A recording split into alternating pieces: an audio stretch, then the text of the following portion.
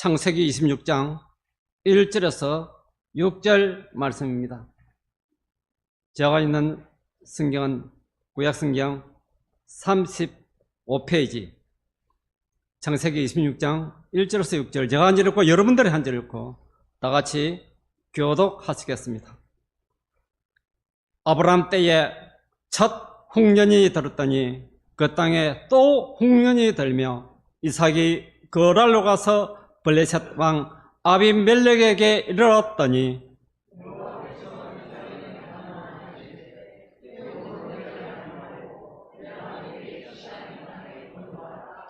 이 땅에 거라면 내가 너와 함께 있어 내게 복을 주고 내가 이 모든 땅을 너와 내 자손에게 주리라.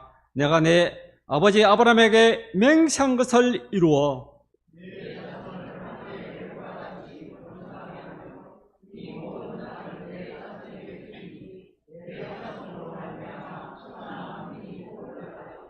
이는 아브라함이 내 말을 순종하고 내 명령과 내 계명과 내 율례와 내 법도를 지켰음이라 하시니라. 아멘. 오늘 귀하신 목사님을 한번 소개하도록 하겠습니다. 목사님은 진주노예에서 세례를 받고 진주노예에서 목사 안수를 받은 이문수 목사님입니다. 목사님은 울산대학교 전자계산학과를 졸업하시고 이어서 총신대학교 신학과를 졸업을 하였습니다. 저희 노예산하 남교회, 도동교회, 성당교회 부목사님으로 신부하시고 현재는 사천에 있는 세승교회 단임 목사님으로 계십니다. 오늘 이 시간 저희들과 함께 대면 예배를 드리게 됐습니다. 오늘의 말씀의 제목은 인생의 홍련이 들었을 때라는 제목의 말씀을 가지고 말씀을 선포하실 때 많은 은혜를 받으시기 바랍니다. 이제 목사님 나오시겠습니다.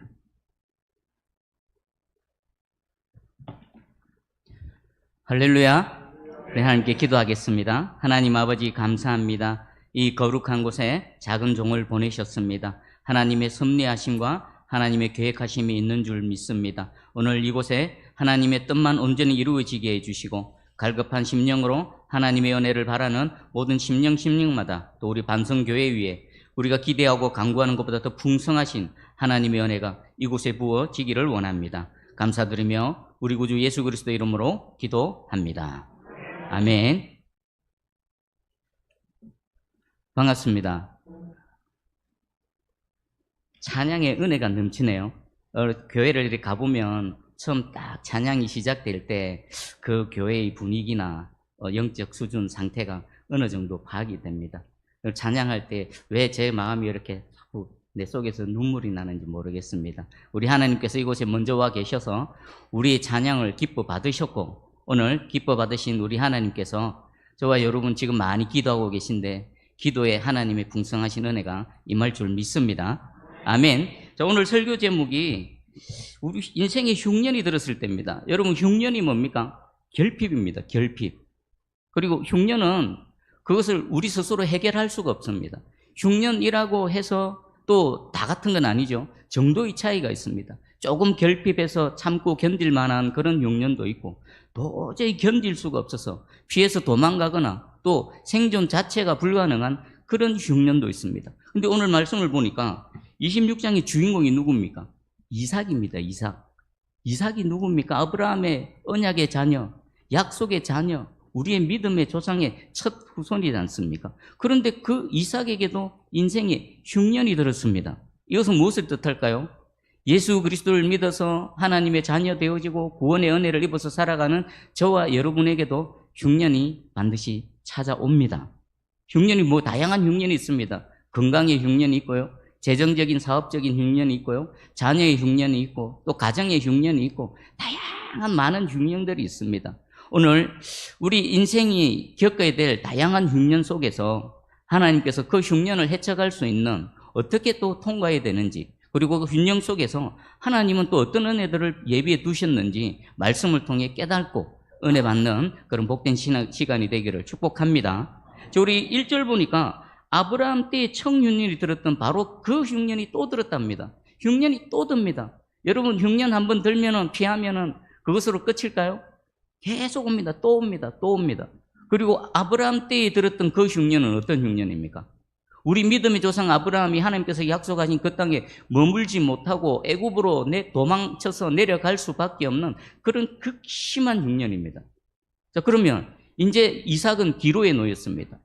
이 피할 수 없고 내 스스로 해결할 수 없는 이 큰 흉년을 만났을 때에 과연 어떻게 해야 되는가? 오늘 1절의 내용을 보니까요. 이삭이 그랄로 가서 블레셋 왕 아비멜렉에게 이르렀더니, 지금 성경은 한 절로 표현하고 있지만 이삭의 발걸음은 어디로 향하고 있습니까? 계속 남쪽으로 향합니다. 그냥 내버려두면 어디로 갈까요? 아버지 아브라함이 갔던 애굽 땅으로 가버리는 겁니다. 근데 그때 하나님께서 찾아오십니다. 항상 어떻습니까? 흉년이 들었을 때 우리의 그 해결의 시작점은 어디입니까? 하나님이십니다. 지금 우리 반성교회가 우리 담임 목사님 부재 중에 여러분 기도 많이 하고 계시죠? 그것도 일종의 흉년입니다. 여러분 오늘 이 시간에 흉년던 우리 반성교회에 하나님께서 말씀으로 찾아오신 줄 믿습니다. 자, 그러면 하나님께서 이 흉년을 피해서 애굽으로 내려가는 이삭에게 무슨 말씀을 하실까요? 우리 2절 보니까 여호와께서 이삭에게 나타나 이르시되 애굽으로 내려가지 말고 내가 내게 지시하는 땅에 거주하라. 지금 내려가야 흉년을 피할 수 있는데 애굽으로 내려가지 않으면 내일이 보장이 되지 않는데 하나님 뭐라고 말씀하십니까? 애굽으로 내려가지 말라. 그리고 두 번째는 내가 내게 지시한 이 땅에 흉년된 땅에 머물라고 합니다. 여러분 세상 사람들 애굽 땅과 땅의 삶과 하나님의 땅, 약속의 땅, 은혜의 땅에서 살아가는 삶의 방식이 다릅니다. 애굽 땅에는요 나일강이 있습니다. 하늘에 비가 안 와도 됩니다. 나일 강물 의지해서 농사 짓고 먹고 살면 됩니다. 근데 이 은혜의 땅, 가나안 땅, 약속의 땅은요 하늘에서 비가 내리지 않으면 속수무책입니다. 아무것도 할 수가 없습니다. 아무리 씨를 뿌려도 하늘에서 비가 내리지 않으면 그 씨 뿌림이 헛된 겁니다. 이것은 무엇을 뜻할까요? 하나님의 백성은요 오직 하나님의 은혜로만 살아가는 겁니다. 그럼 이 땅에 머물라. 그럼 도대체 하나님께서 무슨 대책을 갖고 이렇게 명령을 하셨을까요? 하나님께서는 명령만 하시지 않고 약속의 말씀까지 주십니다. 우리 3절을 같이 한번 읽어볼까요? 3절, 4절 한번 하나님 어떻게 하시는지 약속의 말씀 3절, 4절을 한번 읽어봅니다. 시작. 이 땅에 거류하면 내가 너와 함께 있어 내게 복을 주고 내가 이 모든 땅을 너와 내 자손에게 주리라. 내가 내 아버지 아브라함에게 맹세한 것을 이루어 내 자손을 하늘의 별과 같이 번성하게 하며 이 모든 땅을 내 자손에게 주리니 내 자손으로 말미암아 천하 만민이 복을 받으리라. 아멘. 하나님은 명령만 주신 것이 아니라 순종했을 때에 부어주시는 하나님의 은혜의 말씀을 주십니다. 사실 이 내용은 아버지 아브라함에게 주셨던 약속의 말씀 그대로를 약간 다르게 표현한 것일 뿐입니다. 그러면 이제 이삭은 선택을 해야 됩니다. 내려갈지 아니면 흉년된 땅에 머물지. 여러분이 이삭이라면 어떤 선택을 하시겠습니까? 애굽에 내려가면 흉년을 잠시 피할 수 있습니다. 다시 돌아오면 되지 않습니까? 그런데 하나님 그거 원하지 않으십니다. 흉년이 들었을지라도 이 땅에 머무는 겁니다. 아마 이 약속의 말씀을 들었을 때 이삭은 이 일이 도대체 어떻게 이루어지지? 방법이 생각이 났을까요? 그림이 그려졌을까요? 절대로 그림이 그려지지 않았을 것입니다. 그런데 하나님은 머물라고 하시면서 약속의 말씀을 주십니다. 근데 애굽의 이 이삭의 선택은 뭘까요? 이삭이 그랄에 거주하였더니 이삭은 흉년 든 땅에 믿음으로 머물기를 작정을 한 겁니다. 오늘 이 시간 먼저 이 흉년 든 인생 가운데에 하나님의 약속하신 믿음의 땅에 머무는 결단의 시간이 되기를 주의 이름으로 축복합니다. 이게 첫 번째입니다. 그러면 이삭은 어떻게 흉년이 들어서 내일을 보장할 수 없는 이 흙먼지 풀풀 날리는 이 땅에 머물 수 있었을까요? 이유는 딱 하나밖에 없습니다. 하나님께서 어떻게 이 약속의 말씀을 이루실지 그림은 안 그려지고 도대체가 답은 없지만 전능하신 하나님을 믿는 믿음으로 그리고 그 약속의 말씀이 반드시 내 삶 가운데 이루어질 줄 믿는 믿음으로 그 땅에 머무는 겁니다. 여러분 우리가 흉년이 들면요 아브라함처럼 이 흉년을 피해서 얼마나 많이 애굽으로 내려갑니까? 세상을 향합니까? 도울 사람을 찾습니까? 해결 방법을 찾아서 이리저리 헤맵니까? 그런데 방법이 있습니까? 방법 없습니다. 저와 여러분은 오직 하나님 앞에 나와 하나님의 은혜를 구하는 우리 모두 되기를 축복합니다. 그럼 이제 계속 이어서 한번 살펴보겠습니다. 우리 7절부터 11절까지 보면은 이삭이 믿음으로 그랄 땅에 머물면서 그 아내를 아내라 하지 못하고 누이라 하는 이 거짓말하는 사건이 나옵니다. 아버지 아브라함이 애굽에서 했던 동일한 사건이 반복됩니다. 하나님은 왜 이 말씀을 기록하셨을까요? 아, 이삭이 거짓말했네? 이게 내용이 아닙니다. 지금 이삭이 믿음으로 이 그랄 땅에 머물기 위해서 두 가지를 극복해야 됩니다. 하나는 흉년이라는 큰 제약을 믿음으로 극복해야 되고요. 또 하나는 내 아내를 아내라 말할 수 없는 것은 뭘까요? 그 땅에 머물 때 호의적이지 않았다는 겁니다. 뭔지 모르지만 적대적이고 삶이 불편하고. 그러니까 이삭은 이 약속하신 땅에 머물기 위해서는 흉년이라는 당면한 문제도 큰 문제지만 그 땅에서 살아갈 때 주변 사람들로부터 적대적인 그런 불편한 상황 속에서 계속 살아가야 했다라는 것입니다. 여러분 어떻습니까? 이 땅에서 예수 그리스도를 믿는 믿음으로 살아가는 거 그리 녹록치 않습니다. 아마 이 자리에는 가정에 홀로 믿는 분도 계실 겁니다. 또 직장에 가면 예수 믿지 않는 많은 불신자들과 함께 살아가야 됩니다. 그 속에서 믿는 자들은 여러 가지 일들을 많이 겪습니다. 저도 예전에 직장 생활할 때 회식 자리 가면 술 안 먹는다고 또 여러 가지 막 일부러 술 먹이려고 하고 또 주일 성수하려고 막 하면 여러 가지 핍박이 옵니다. 왜 당신만 일요일 쉬냐고. 당신이 뭔데? 그래서 저는 대신에 주일 성수하는 대신에 주일을 하나님께 예배드리는 대신에 모든 빨간 날은 제가 다 도맡아서 당직 서겠습니다. 이게 뭡니까? 믿음 땅에 머물기 위해서는 주변에서는 호의적이지 않습니다. 적대적입니다. 여러분 불신 가정 속에서 예수 믿는 분들 그 핍박과 그 어려움 그럴지라도 여러분 믿음의 땅에 끝까지 머무시기를 축복합니다. 여러분 직장에서나 사회 속에서 예수 그리스도를 믿는 믿음으로 어려움 겪고 불편을 겪는 거 이상히 여기지 마십시오. 그건 너무나 당연한 겁니다. 왜 그렇습니까? 소속이 다르거든요. 소속. 우리는 하나님께 속했고 우리의 시민권은 하늘에 있고 이 땅에 있는 사람은 땅에 속한 자들이기 때문에 소속이 다르니까 서로 불편한 겁니다. 지금 이삭이 그 과정을 겪고 있습니다. 자, 이 두 가지 큰 불편함을 겪으면서도 이삭은 끝까지 믿음의 땅에 머물렀습니다. 이제 12절부터 하나님께서 은혜를 베푸시는 내용이 나옵니다. 그 유명한 100배의 축복을 받습니다. 12절입니다. 이삭이 그 땅에서 농사하여 그 해에 100배나 얻었고 여호와께서 복을 주심으로. 여러분 우리는 그냥 이 한 줄로 와 하나님께서 이삭에게 100배의 축복을 주셨네 라고 하나님 내게도 이 100배의 은혜를 주시옵소서라고 기도를 합니다. 근데 이 흉년된 땅에 씨를 뿌리는 이삭의 마음 그 모습을 한번 장면을 그려보십시오. 지금 메말라 있습니다. 비가 오지 않습니다. 하늘은 닫혀 있습니다. 씨를 뿌려봐야 그 씨가 뿌리를 내리고 자라나서 열매 맺을 수 있는 가능성은 현실적으로 객관적으로 제로입니다. 그럼에도 불구하고 이삭은 씨를 뿌렸습니다. 어떻게 씨를 뿌렸을까요? 첫 번째는 믿음으로 씨를 뿌렸습니다. 그리고 두 번째는요, 눈물로 씨를 뿌렸습니다. 기도로 씨를 뿌렸겠죠. 하나님, 여기 이 씨앗에서 생명이 나지 않으면 우리는 죽습니다. 하나님께서 역사하셔서 열매 맺게 하실 줄 믿습니다. 아니, 하나님께서 열매 맺게 해 주셔야만 됩니다. 하나님 불쌍히 여겨주시고 은혜를 베풀어 주시옵소서. 사실은요, 저와 여러분이 이 믿음으로 살아가고 있는 줄 믿습니다. 여러분 가정에서나 직장에서나 또 교회에서 섬기실 때에 우리 사실 그렇지 않습니까? 하나님의 사역을 하고 또 믿음으로 하루하루 살아갈 때에 눈에 보이게 나타납니까?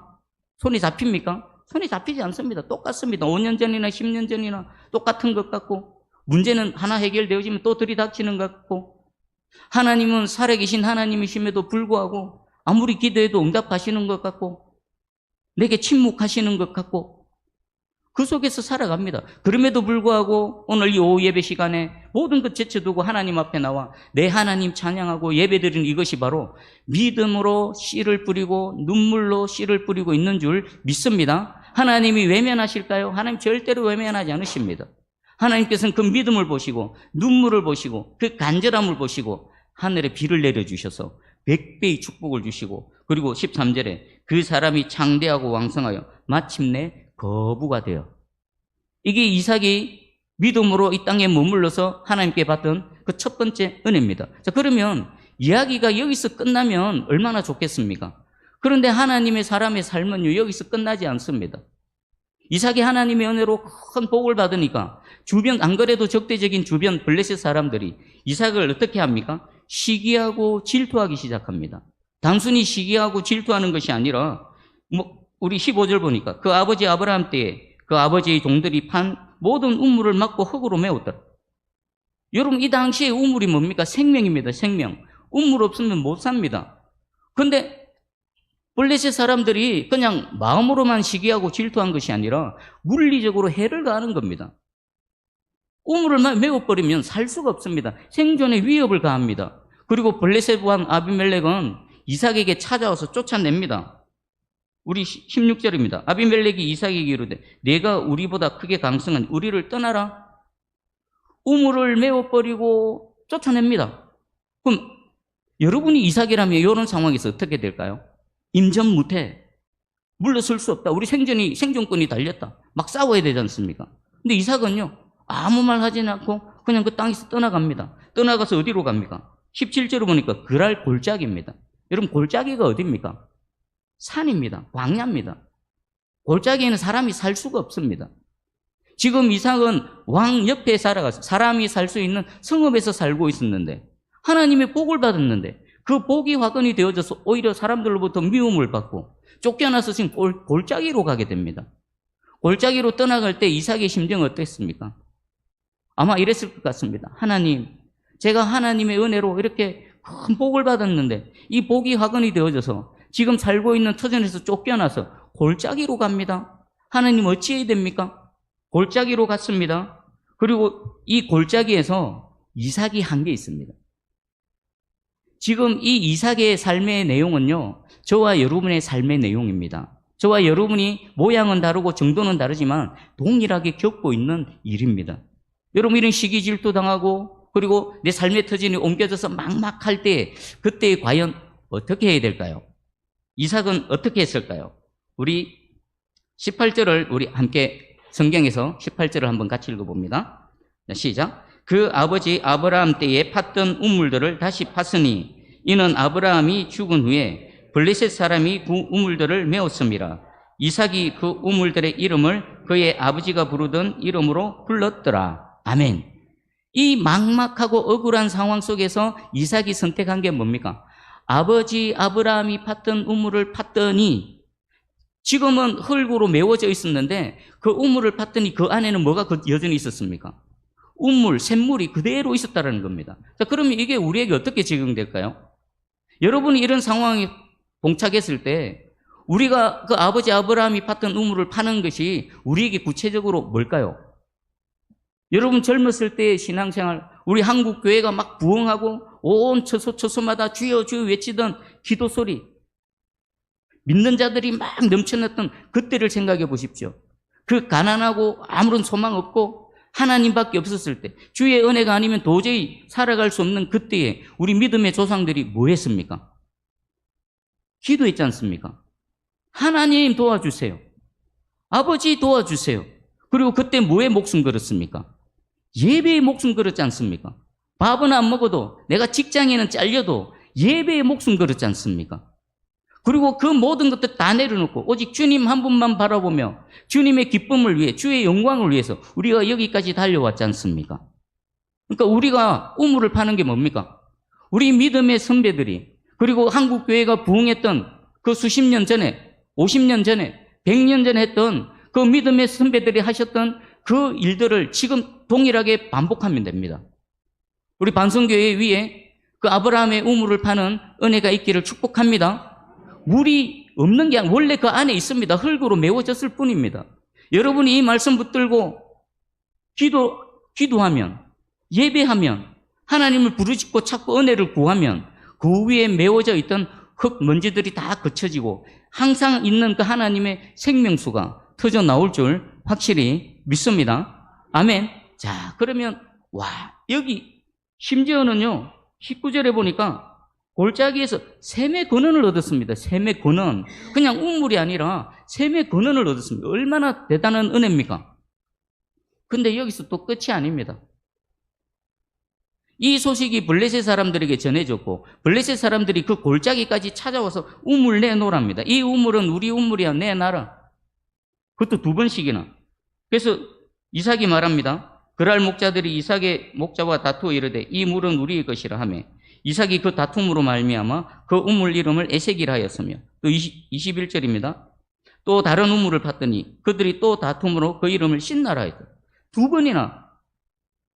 지금 이삭은요 계속 억울한 삶을 살아갑니다. 이거 또 뺏기면 또 생존의 위협을 받습니다. 근데 희한한 게, 이상한 게 이삭은 계속 내줍니다. 패배자입니까? 어리석습니까? 어떻게 이럴 수 있습니까? 이삭에게는요 믿음이 있었습니다. 내가 다투는 것보다 내주면 하나님께서 또 다른 더 크신 것을 주실 것이다. 싸우지 말라. 그래서 우리 예수님 말씀하셨죠. 온유한 자에게는 복이 있나니 땅을 기업으로 받을 것이라. 이 대표적인 사례가 이삭입니다. 안 싸웁니다. 줍니다. 그리고 다시 다른 곳으로 갑니다. 다른 곳으로 갔더니 하나님께서 또 다른 우물을 주십니다. 여러분 혹시 지금 이삭과 같이 억울한 일에 빠져 계십니까? 걱정하지 마십시오. 하나님은 여러분을 보고 계시고 여러분의 걸음걸음마다 새로운 생명수가 터져 나올 수 있도록 은혜를 베풀어 주실 줄 믿습니다. 마지막 3번째는 어디에 이릅니까? 우리 22절 보니까 이삭이 거기서 옮겨 다른 우물을 팠더니 그들이 다투지 아니하였으므로 그 이름을 르호봇이라 했다. 3번째는 르호봇에 도착했습니다. 그리고 르호봇에 대해서 보니까 이야, 이곳은 너무 넓습니다. 그 전에 봤던 신나하고 르호봇하고 에색과 신나하고는요 비교가 안 됩니다. 더 넓습니다. 근데 한 가지 이상한 일이 생깁니다. 여기서는요 더 이상 블레셋 사람들이 다투지 않습니다. 내 나라 소리를 못합니다. 이상하지 않습니까? 더 넓고 더 크고 더 좋습니다. 그러면 더 뺏어야 되지 않습니까? 근데 여기서 그러지 못합니다. 왜 그랬을까요? 지금처럼 내놔 그러면 이상은 또 주고 딴 데 갈 겁니다. 그런데 여기서는 그러지 못합니다. 왜 못 그랬을까요?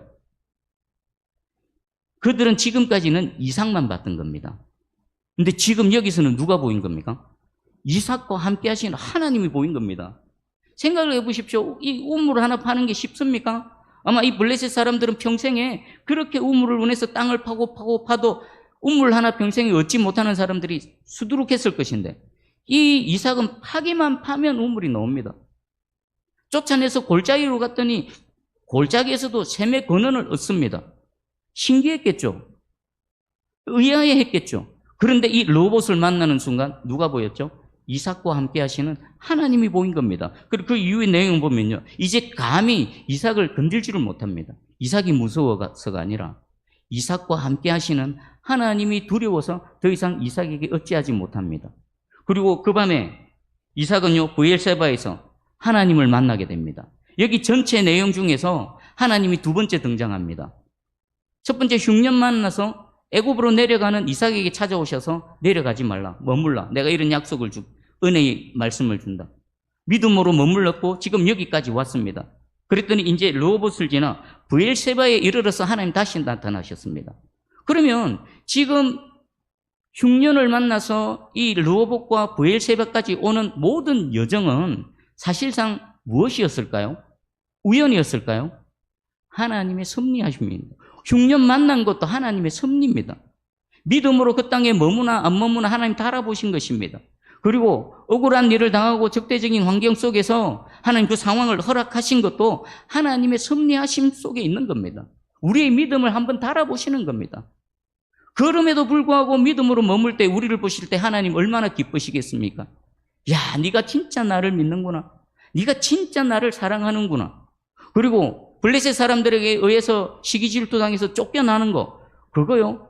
쫓겨나는 그게 아니라 그 과정을 통해 어디로 인도하셨습니까?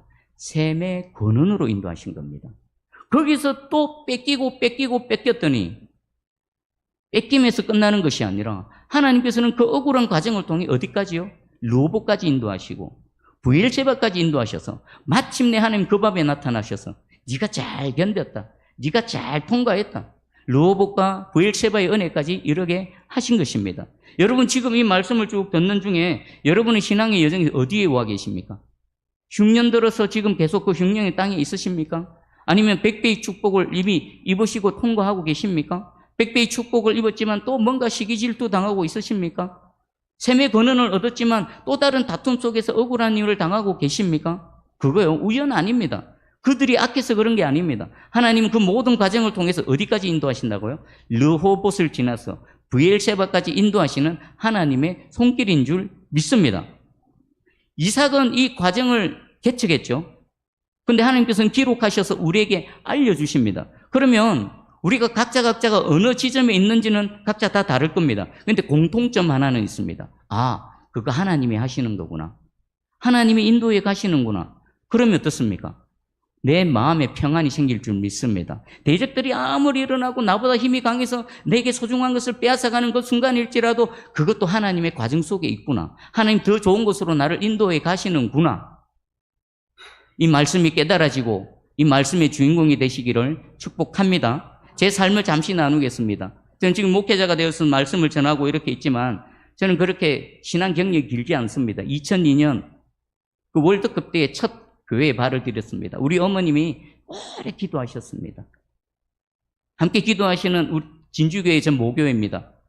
함께 기도하시는 많은 분들이 저를 보고는요, 안 되겠다. 그리고 우리 어머님이 지금도 간증하십니다.